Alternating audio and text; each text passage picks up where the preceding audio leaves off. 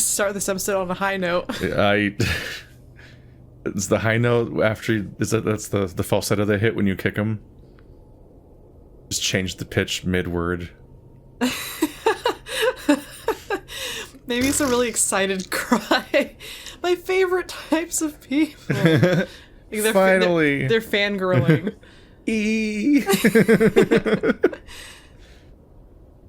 I lean back so I can watch the car speed down the empty road. Leo keeps holding me, though, and he just chuckles. Echo hasn't changed much, has it? Yeah, it's the problem. No, it hasn't. As we're saying our goodbyes, I remind Leo about the shots I need of the lake. He says he'll talk to the other two about it after they leave. We all say our goodbyes before Leo, Carl, and Flynn take off. TJ takes his usual hour getting ready for bed, while Jenna does some schoolwork. He's got to put on his moisturizing mask like American Psycho. I was going to say that he just slowly turns in circles on the bed for an hour. Oh. By the time I'm finished brushing my teeth, I'm grateful to see them both in bed. I get under the covers next to TJ and lay there for about an hour, staring at the ceiling. Slowly, I slide out from under the covers, careful not to wake TJ. Quietly, I slip my jeans on and grab my jacket before heading out the door. That is so familiar. That's trippy. Yeah, this just looks like places around. Yeah, I know. Like, it looks like Lake Berryessa or something. Weird. Toby builds a small sand castle next to the lake, in the process of digging a moat around it. Oh, it's not good that we're at the lake. Well, this is definitely... Also, notice it's daytime and we walked out in the middle of the night. Well, yeah, it's a flashback. Yeah. Jenna drops a few twigs next to it before running off to find more decorations. Flynn is talking to Sydney, pointing at Toby's sandcastle. Sydney looks hesitant, but excited. He seems to make up his mind, suddenly running forward and kicking the top of the tallest castle. What a fucking little punk ass. It breaks easily, with most of it flying into Toby's face. Think Toby might be TJ? Maybe. It's the right letter. Toby flinches back, shocked before immediately crying as he rubs at his eyes. Jenna comes running from across the beach, yelling before shoving at Sydney, who's laughing.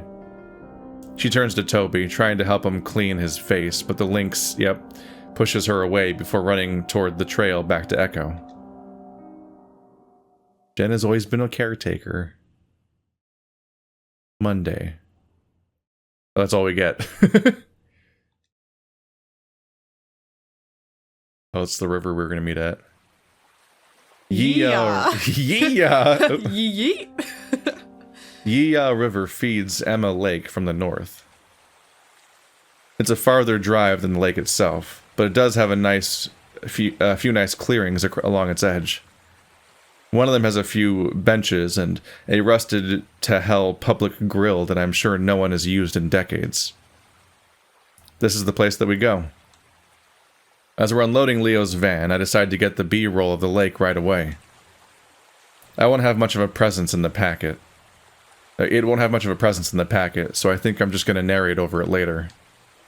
The actual lake is only a few minutes walk from here. It's a bit difficult to navigate around the sagebrush, and I know I'm going to have to check for ticks later. Which is way more of a work when you have fur. Oh my gosh, I didn't even think about that. You gotta use a comb. You gotta check each other for ticks. Yeah.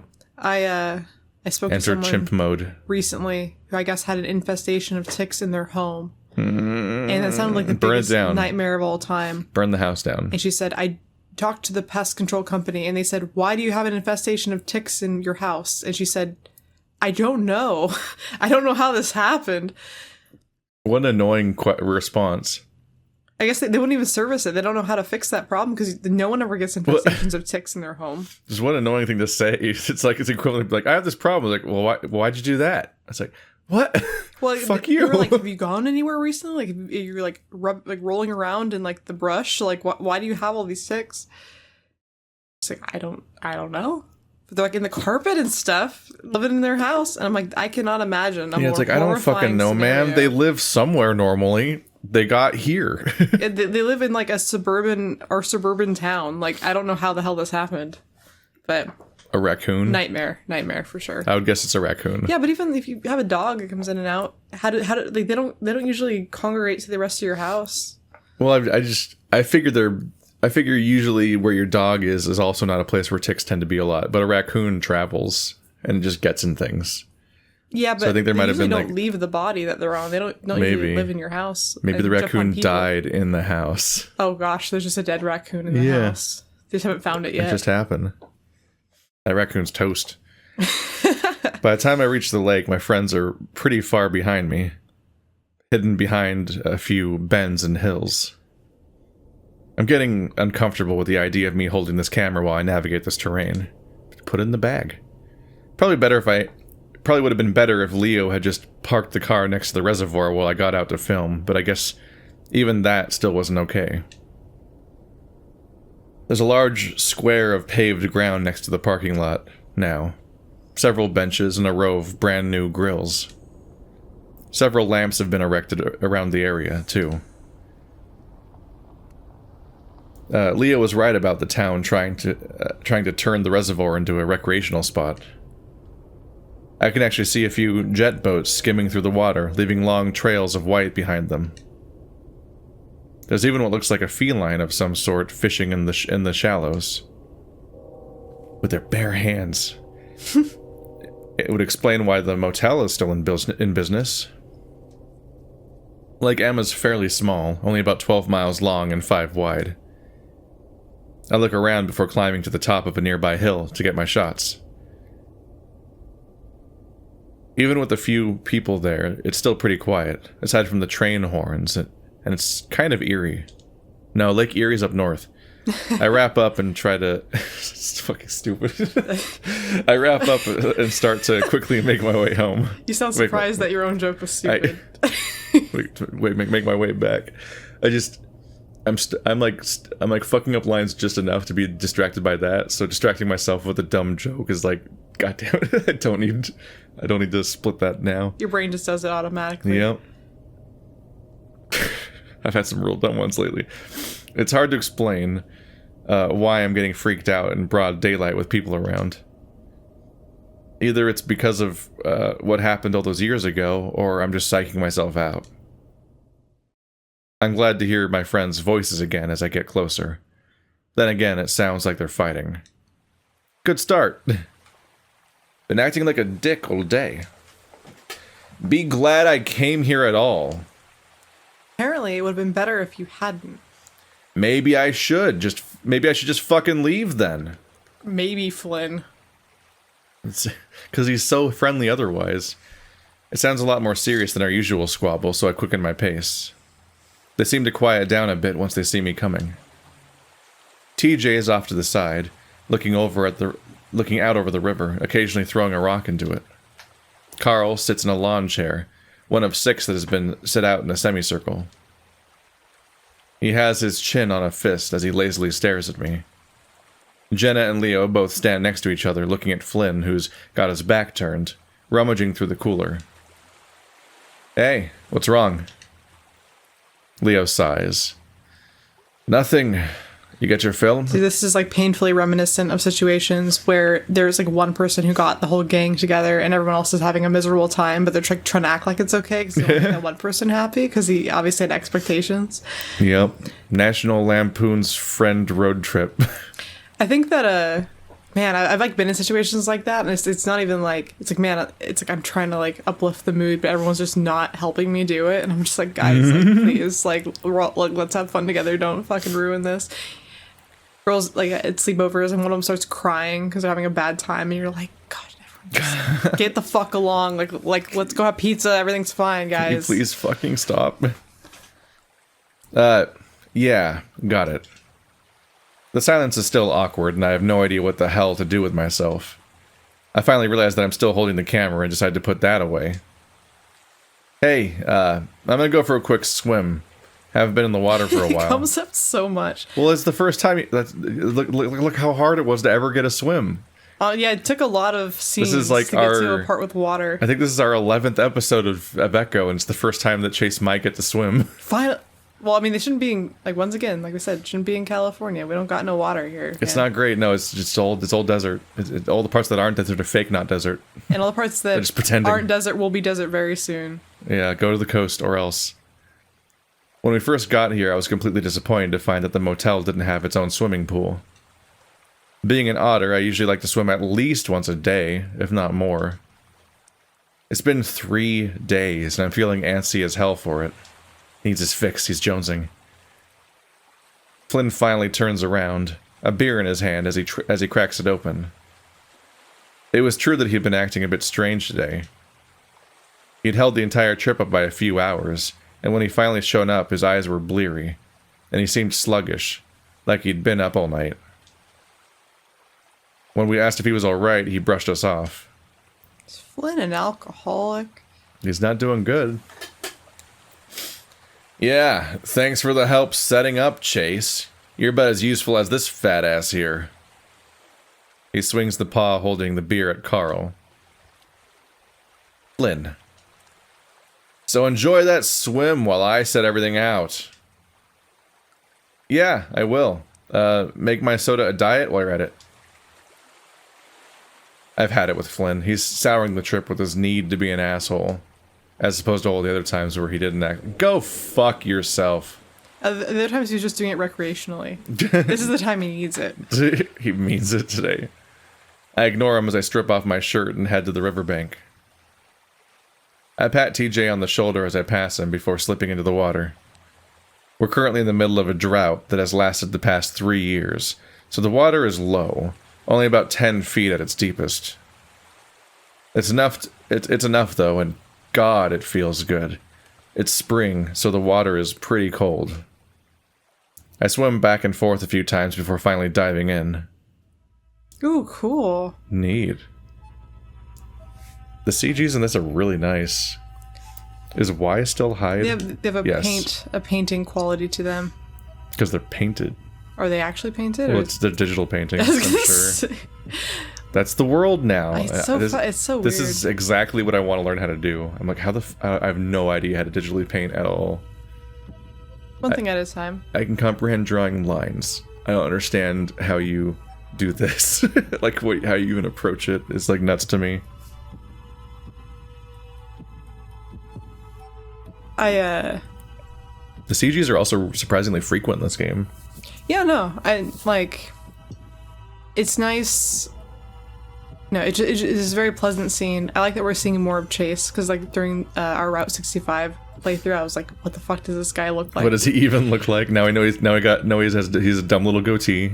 He's kind of I feel like they do this a lot, and maybe I'm wrong, but like I feel like in these visual novels, he's definitely kind of like an every guy, which really suits. Like he's fit enough, but he's not like immensely buff, and he's also not like immensely tiny, and like he's shaped like every otter ever. Yeah, he's an otter for sure, which is like kind of like a, the right in between. He looks like an otter drawn by He's like a what's it called, Goldilocks. Not too hot, not too cold. He's like just right. Long torso guy. Not too big, not too small. He's always like I feel like the protagonist is usually shorter than like the love interest. So you have that bigger dude, and he's never as buff as the love interest. He's like always kind of slightly self-conscious. Art mutt. There we go. Sorry. I was like, he looks like an otter drawn by Art Mutt, which makes sense to people somewhere. Someone watching is like, oh my gosh, I know, you're right. They were on my mind because they some of their art was on my Twitter like just this morning, and I opened up Twitter and I immediately found it again. So I'm like, aha, I'm not crazy. I can track this down. Yeah, no, that's about right. It's just like that. That's just how. A picture. Yeah, he's been around for fucking ever. I think this is a picture of shirtless Fox. Oh yeah, it's Fox McCloud. Yeah, I was gonna say it looks like Fox McCloud. Art Mutt's been around since like, that guy's gotta be like 50 or something. I swear, his stuff's been around for an eternity. His age is not listed on his Twitter. It's a bit of a tangent, but I just want to say that my initial introduction to furries, there's 3 things. 1, there's an episode of CSI, or no, it was CSI. Yeah, it's like CSI, where a person gets hit on the side of the road who's wearing a fursuit. But the thing is, they didn't really understand what a fursuit was because it looks like a mascot costume. Oh, I've heard the CSI episode is like infamous for like spreading like anti-furry propaganda that people have had to deal with forever. And I was a very small child because I used to watch CSI with my mother, which is probably not like when I was like a little kid. I was like 7 or something, and she had to like she didn't know what the fuck this was either because she'd never heard of it. So she was like trying to explain like what fetishism was to me, which was very kind of her. She was doing the best she could.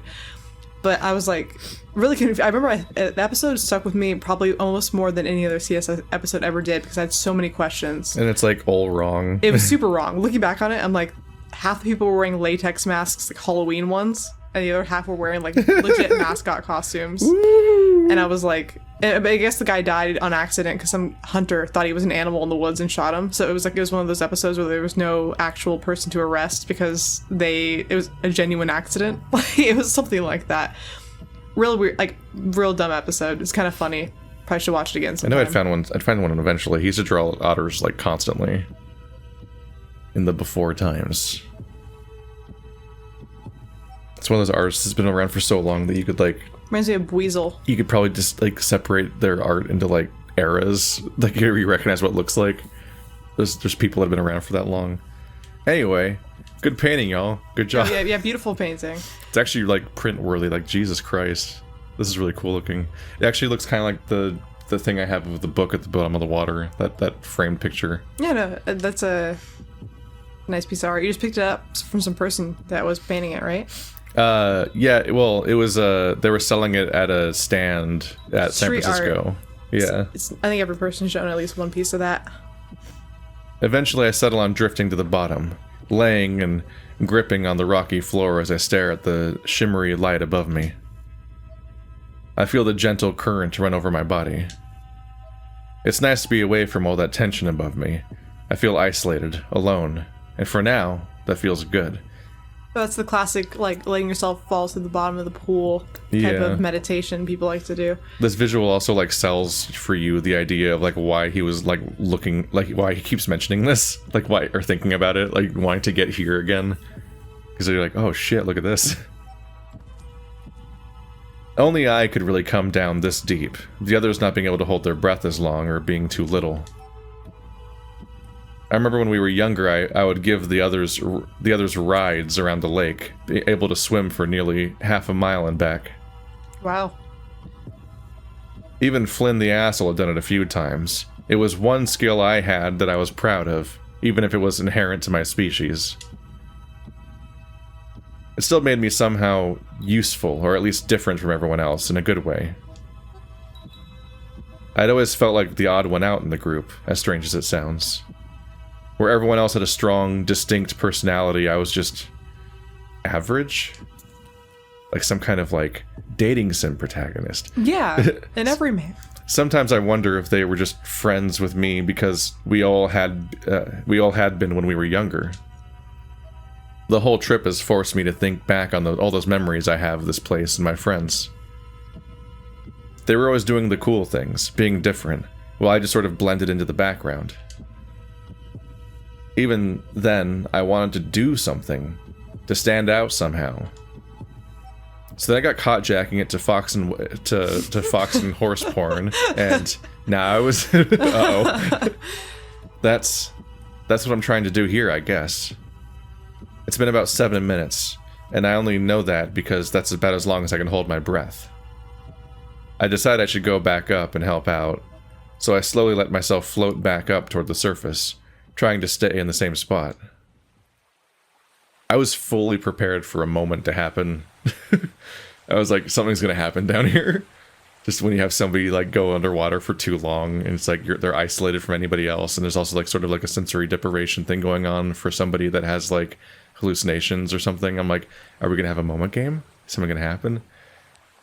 Without the horror being specific, I'm constantly jumping at the idea of what form it might take. When that horn was laid on, like when that guy laid on the horn and like yelled at us last episode, I was like, "Is this it? Is this a thing?" Like I'm like waiting for it now. When I surface, it's pretty quiet. Everyone left you. There's one of those games where you don't.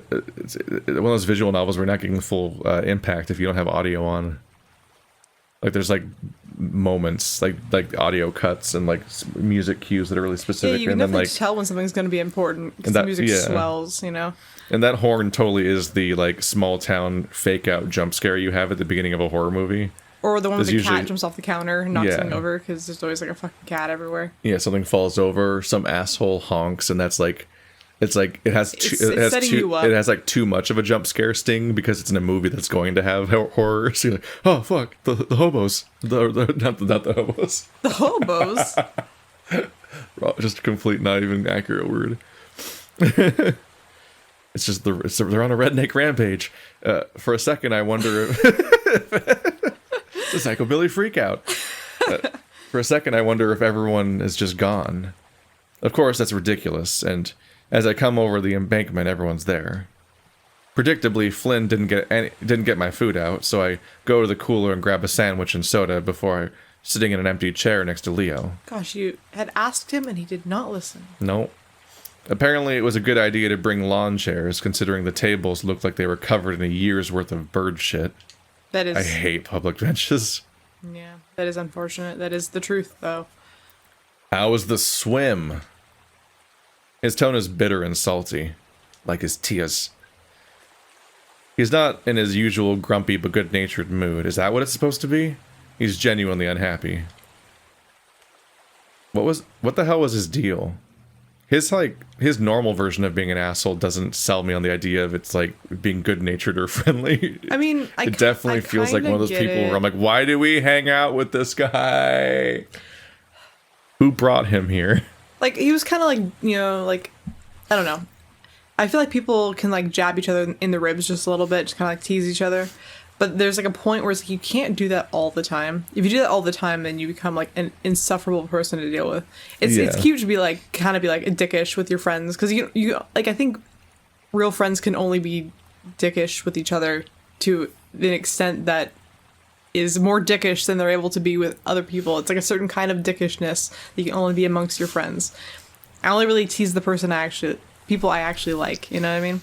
It's just so it gets but taxing. If you do it all the time, if you're the guy who's being an asshole in the quote unquote friendly way continuously, you're probably passing the limit on a regular basis, and people just aren't comfortable confronting you about it. But everyone has a bandwidth. But you're gonna kind of find people not calling you as much at some point. I'm not good at being teased, so it's like I can do it for a few times, and after a while, I just start getting genuinely pissed. And people are like, I'm just teasing.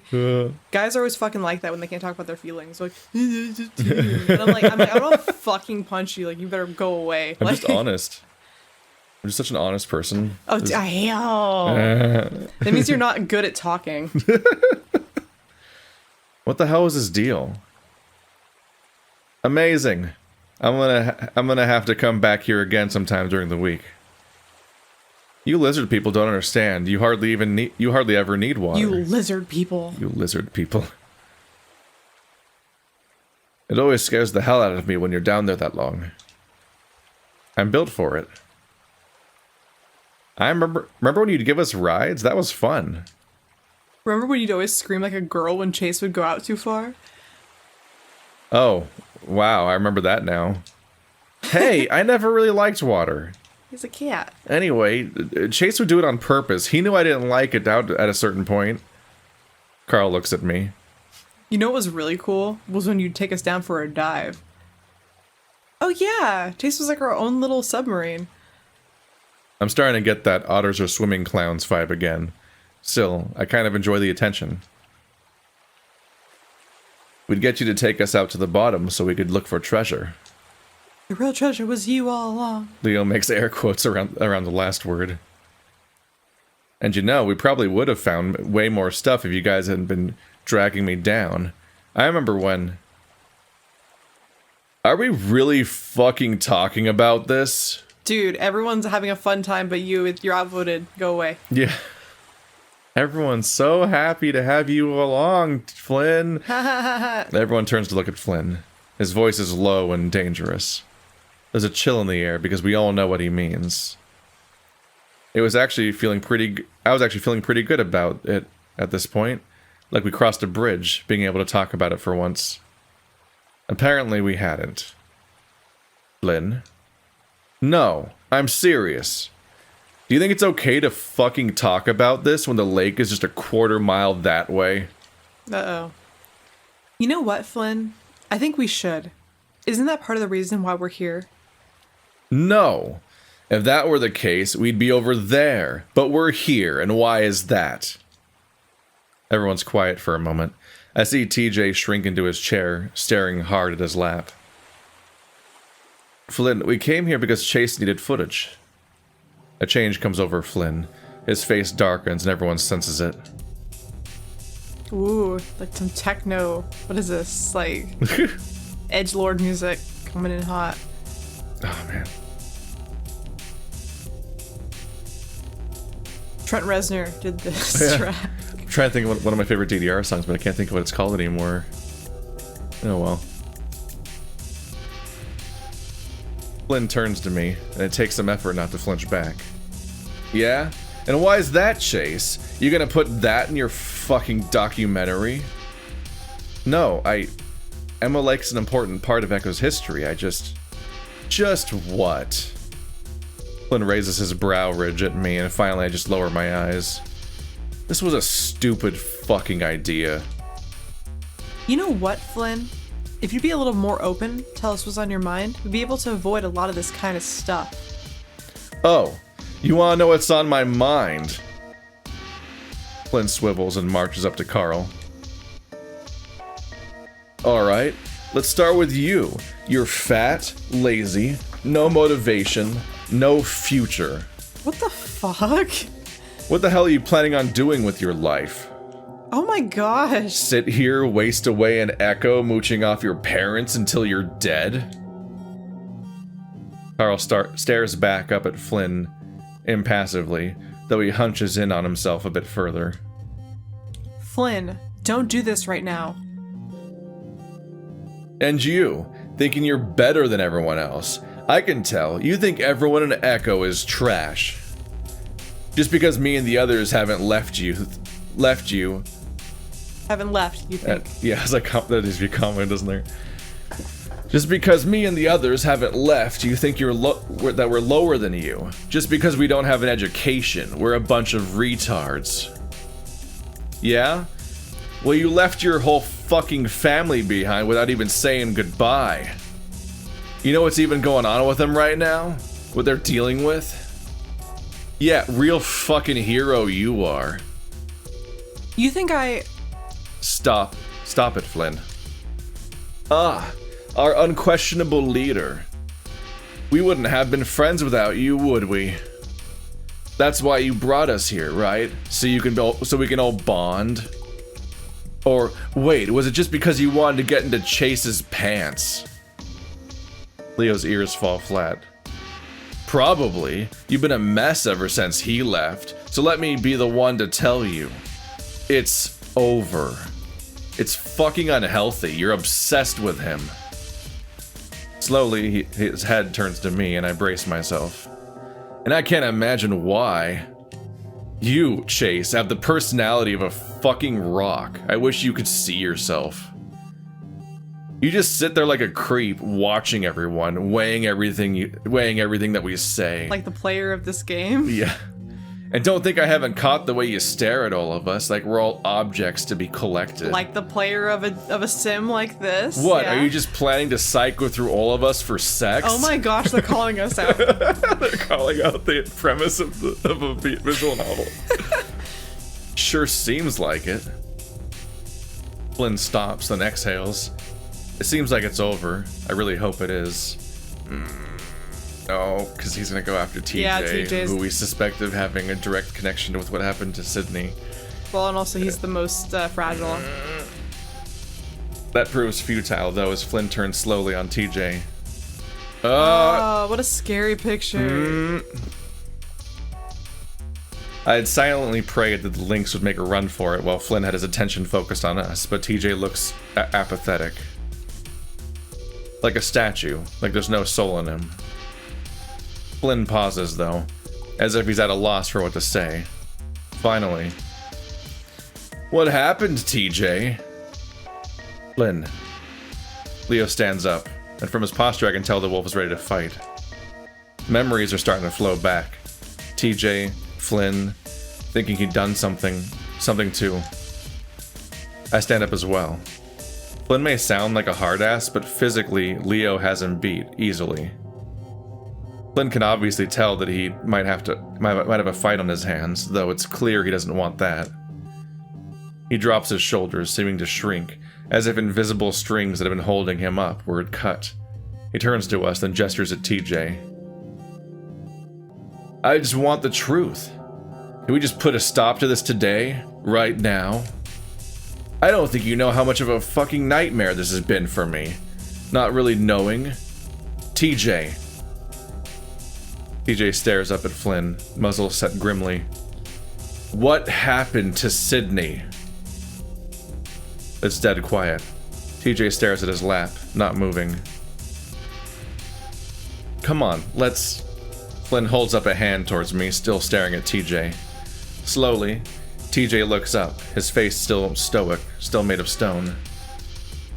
I already told you what happened. Bullshit! Flynn steps forward, but Leo's there to grab the back of Flynn's shirt and swing him around. I dodge out of the way as Flynn is flung back to land on his ass, kicking up a big cloud of dust. Shit! Flynn, I swear to God, if you start a fight here, I'll drop your stupid ass. Everyone except TJ is standing now, staring at Flynn. Flynn sits there, glaring up at Leo, obviously weighing his chances. He seems to come up short, though, as he spits to the side and stands up, brushing off his pants as he turns away. You're all okay with not knowing? Fuck all of you. He turns back around, hands in his pockets, a bitter look on his face.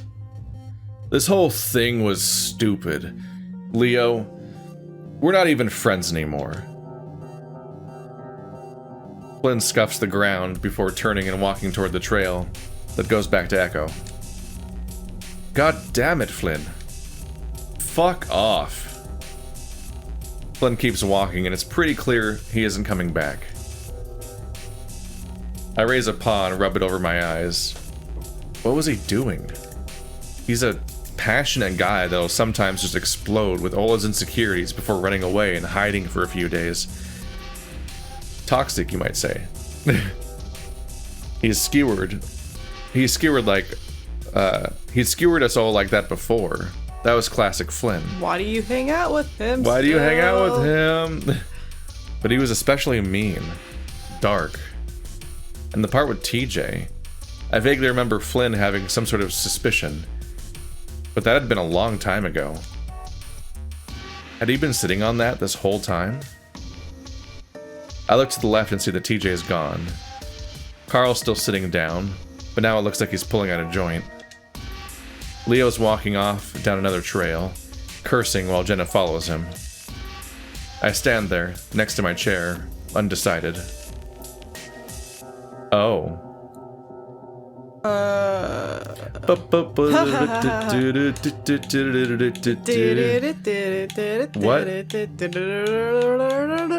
Yeah, why does it make you skip ones? It's just weird. It's like buggy or something. It's the controller implementation is just like it's like how I can't click on number 1 and 6. I can't get up there. I don't know what's going on with that. Anyway, I think we're at the routes. You think so? This seems like the moment where the game diverges. Well, because I mean, but why? Jenna and Leo are like together in one thing. Well, it might be a different. There might be another choice that splits them later. Okay. But this feels like it's the thing, the way that it's like who you text in the previous game. Yeah. But, so we're supposed to do Carl first, yep, right? We're just gonna hang out with Carl, I think. I was told it would be obvious, and that seems pretty obvious. It's literally just a list of all the characters in one screen. I'm trying to think what I would actually do. I'd probably look for TJ. I probably think TJ wanted to be by himself for a minute. Yeah. I'd probably go be by myself for a minute too. I'd probably be like, sorry everyone, bye. but I think sitting next, what Carl's doing, which is just sitting, is probably the thing I would do if everyone else was dispersing. I'd be like, I'm just gonna see her a minute. Yeah. You guys all go away and vent. I'm tired, and I feel awful. I just don't have it in me to chase everyone down right now. Also, who has the keys to the car? That's also important. Go. Pragmatic. Flynn's back off to Echo, and it looks like Leo went after TJ, but I can't imagine the Lynx want all of us crowding around him right now. I sigh, rubbing my face before I sit down in the lawn chair next to Carl. He looks over at me, slowly lowering what's definitely a joint from his mouth.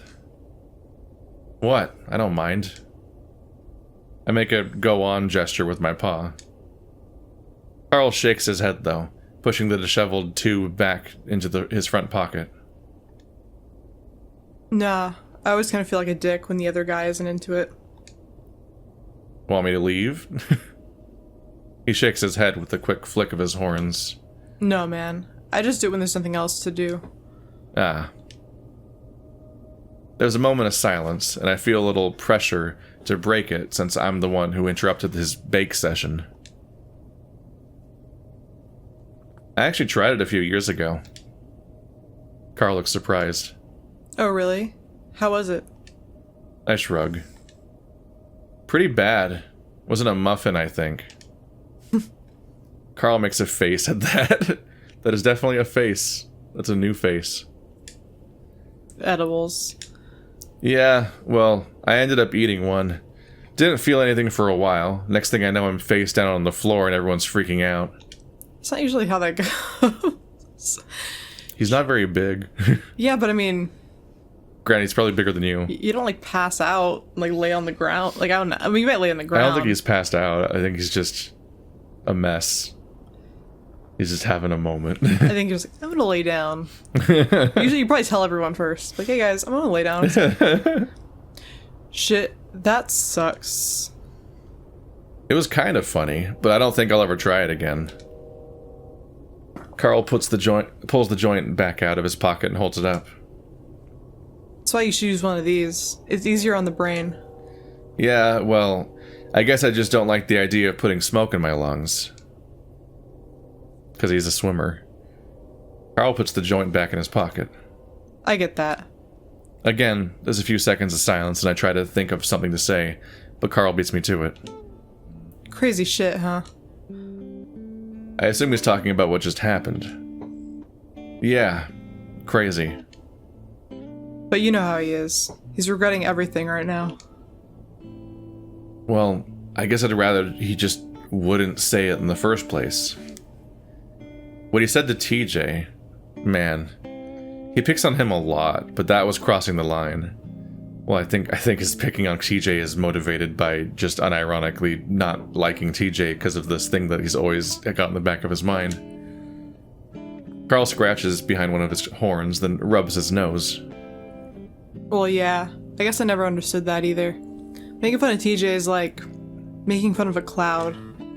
But Flynn doesn't mean it usually. He likes TJ. But does he? Does he actually? I've noticed during the trip that Carl's been pretty defensive of Flynn, even though he's the butt of most of the lizard's jokes. I've seen Flynn trip Carl up and put him in several headlocks since I got here. You'd think getting older would change that, but I swear they roughhouse even more than they did before. So you and him still seem pretty close. You guys hang out a lot? Yeah, a bit. Mostly because there isn't much else to do. He's got a friend Peyton that he hangs out with sometimes too. So what do you guys do? I know Flynn isn't into video games at all, and Carl probably doesn't care to go clubbing every other night. He shrugs. Sometimes we go fishing, maybe just dive around Peyton. Mostly I'm just hanging out at home though. Playing video games? Playing video games, watch movies, cybering with a chatbot, the usual. 2-foot dick. I grin. That's sad. I would have cybered with you if I'd known you didn't have anyone. I don't know, man. The thing compiles all the fetishes of the people it's talked to. It's got my sexuality all kinds of fucked up. Oh, yeah? Yeah. Seems like no matter what I say to her, she's tied up in some warehouse, blindfolded with a few missing limbs. Oh my god. Right at the end, they got real bad. Hey man, that is a fetish. You underestimate my abilities. Oh, and a gender swap that comes out of nowhere halfway through. I think that part might be actually a part of your interest. Well, while you're not sexing up a robot, you do anything else? He chuckles. I can't exactly get around myself anymore. So I guess your parents decided against getting you a new car. Wait, didn't he crash the car? He crashed the last car. Did we hear that in the Route 65 or this game? This game. Okay. Because Flynn gave a shit for it. It was the first things that happened. Yeah. Yeah. Oh, look at this. Also, he was 15 in the last game, so he wouldn't have gotten the car. A driver's anyway. permit. I drove at 15. Legally. He leans over and pulls out his phone. I can't help but notice it's a top model brand, probably around $700. Back in 2015, too. Yeah, that's really fucking expensive. That's like, what is that, $3,000 or something now? Or something like crazy like that? I'd be scared to have something that expensive. Money doesn't even make sense anymore. But he's not showing me the phone. Instead, he presses at the screen a few times and swipes through some pictures. I swear I see an image of Flynn with his pants down, mooning the camera. Carl swipes over it pretty quickly, though, and now I'm looking at the image of a brand new sedan. Except the front is neatly folded up around the pole of a stop sign. Oh, no. Well, that's not great. Also, dangerous game you're playing, just swiping through the pictures one by one. If you... Instead of, like, from the gallery. Yeah, that is dangerous. If you ran into a stop sign with a sedan, though, I don't feel like the sedan would neatly fold around the stop sign. I'm pretty sure the stop sign would bend the fuck over for the sedan. You know? It's a real good stop sign. That's a powerful stop sign. It meant it when it said stop. Stop sign, yes. Now it became a stopped sign. I recognized the sign. I'd actually seen it right outside the convenience store, still bent at a ridiculous angle. That's more like it. Guess the town didn't care enough to get it fixed. The pole itself is almost embedded into the middle of the hood. Holy shit. Carl chuckles and pinches the screen, zooming in. Yeah. Dropped my phone, and when I came back up, this freaking pole was right in front of me. Really, Carl? Why were you on your phone? I don't know. When I get to the town, I don't really think anyone's gonna be on the road. Fair. It is like this. It's such a nowhere place with non-roads that I'm like it stands out to me that like when we were on the whole last game, we saw one car, and they walked on the roads the entire game. The places I know that are near us that are like Echo are places where they actually have some of the highest number of casualties from car accidents. Because people are so used to not because dealing with traffic. There's no lights. Yeah. There's no one on the roads. People just drive drunk all the time. And the roads are kind of indistinguishable. So it's like you don't really see the road some of the time. Yeah. It's like asphalt and stuff, you know? It's just like, it's like, or gravel, you know? Or dirt, as we saw. Oh yeah, I already said that. I sigh. Then I notice a big, round spot on the right side of the windshield, spider-webbed and smashed white. Whoa, is that? Yep. Carl knocks on his head for effect, the hollow sound that it emits seeming rather appropriate. A good thing he's the fucking ram. He's like of all the animals that can get really hit hard on the head really hard and be okay, Yeah. like a ram's the one. His fucking head is the shape of his head is on the windshield. Jesus Christ. You really rely on that too much, and you really need to start wearing your seatbelt. He shrugs and puts his phone back in his pocket before leaning back in his chair and closing his eyes. What's the point? To not die? Happens to everyone sooner or later. Why not get out early if you can? He keeps his voice light under the heavy statement. I have no idea what to say to that, so I don't, but he breaks the silence again soon enough. So how's PU? See Chelsea at all? That's a really unfortunate name for a university, by the way. Yeah. PU. Pueblo University. Sometimes I forget Carl went to Pueblo with me. It was only a semester, but we had a lot of fun. It's alright. Haven't seen Chelsea at all, though. It is a big school. Anyway, what's that project thing you're doing? Just a news packet about Echo, really. Kinda about how it's falling apart. Huh. I've told him this already, but Carl never remembers much. Or just has a habit of asking people questions he knows the answers to just to make the conversation keep going. Might center around the whole body and the mind thing that happened a way back. Carl opens his eyes and looks at me. So do you need like history stuff, like old books and records and stuff? Yeah, if it relates. Do the thing they do in every horror movie where they go to the library and they use the little Get the microfilm. the microfilm. They use the machines to like look at old newspaper clippings. Yeah. They see the ghosts in the background. Oh, that looks like the ghost I saw. She's alive in this picture. It was from old man Skinner all 1922. along. He needed the land deed. That sounds like Scooby-Doo. Yeah. Carl sits up straighter and grins. Well, why didn't you say so? We got a ton of stuff in the crawl space from way back when. Yeah? What kind of stuff? Carl sets a hoof against one of the rocks circling the fire pit and starts rocking his chair back. Well, whatever my family kept over the years.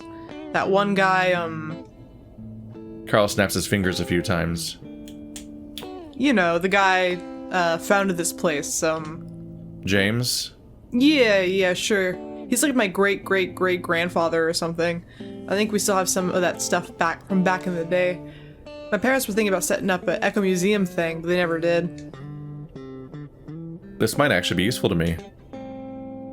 All I had planned was to maybe look over some old newspapers or town records and just be done with it. Actually seeing some old stuff up close could be pretty cool. That might be a good idea, actually. Carl grins. Awesome. I always kind of want to look through that stuff, but the crawl space is damn creepy. You free tonight?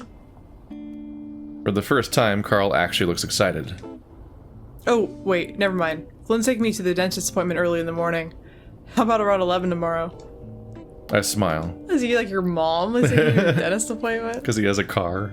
Oh, yeah, I forgot about that. I thought he was like, I don't want to go by myself. No, it's just he doesn't have a car and his parents are gone. Sounds like a plan. Sweet. Whoa. Bye. Carl gives an excited kick off the rock, and as the chair is tipping back, the back legs practically snap under his weight. He's sent slamming down on his rear, the chair a crumpled mess under his ass. I laugh, and of course I feel bad, but Carl just gets up with a sheepish smile. Sheepish. Looking back at the broken pile. Well, Leo's gonna be pissed. Not as pissed as everybody else has been lately. Well, look forward to this next episode. Eerie music. The happy music.